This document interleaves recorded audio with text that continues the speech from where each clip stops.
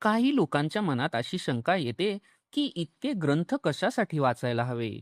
एखाद दोन वाचले तर पुरेसे नाही का? विचार करून पहा की शाळेत किंवा कॉलेजात असताना आपण ग्रुप स्टडी करायचो. ती एकच गोष्ट ग्रुपमधल्या वेगवेगळ्या लोकांना वेगवेगळ्या प्रकारे समजलेली असते. तसेच अध्यात्माच्या बाबतीतही आहे. मूळ सिद्धांत जरी एकच असला तरीही वेगवेगळे संत महात्मे, वेगवेगळी पुस्तके वेगवेगळ्या प्रकारे तीच गोष्ट सांगत असतात. उदाहरण द्यायचे झाले तर भगवद्गीतेतल्या 3ऱ्या अध्यायातील 27वा श्लोक पाहूयात. प्रकृते हे क्रियमाणानी गुणैः कर्माणि सर्वशः अहंकार विमूढात्मा कर्ताहमिति मन्यते. अर्थ: वास्तविक सर्व कर्मे प्रकृतीच्या सत्व, रज, तम या गुणांमार्फत केली जातात.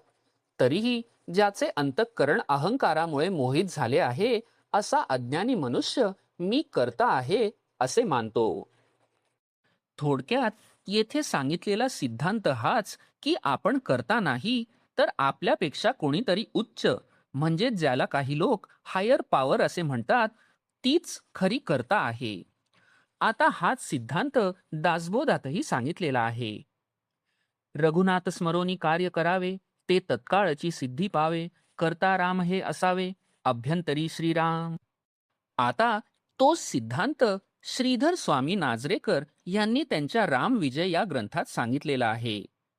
सेतू बंधनाच्या वेळी जेव्हा नळ वानराला खूप गर्व झाला तेव्हा हनुमंत त्याला काय म्हणाला त्याबद्दल ते बोलत आहेत. मग नळासी म्हणे हनुमंत, सखया गर्व न धरी किंचित, अवघा करता रघुनाथ, अभिमान तेथे कासया.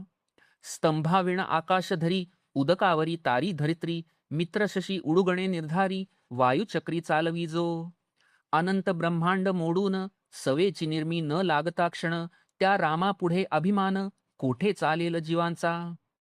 अशा प्रकारे एकच सिद्धांत अनेक संत महात्मे आपापल्या शब्दात मांडत असतात.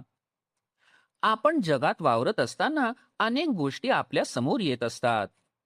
त्या गोष्टी आल्यावर प्रत्येक शिकवण आठवेलच असे आवश्यक नाही. म्हणून वेगवेगळ्या प्रकारे तीच शिकवण माहीत असली तर ऐनवेळी ती आठवेल आणि योग्य कर्म आपल्या हातून घडेल. एकच एक सिद्धांत पुन्हा पुन्हा म्हटला की आपले मन सुद्धा कंटाळते व दरवेळी तेच तेच काय वापरायचे असे म्हणून ते सोडून दिले जाते. मनालाही नाविन्य मिळावे म्हणूनही अशा अनेक ग्रंथांद्वारे तोच तोच सिद्धांत असला तरी पुन्हा पुन्हा वाचावा आणि मनावर नीट ठसवावा.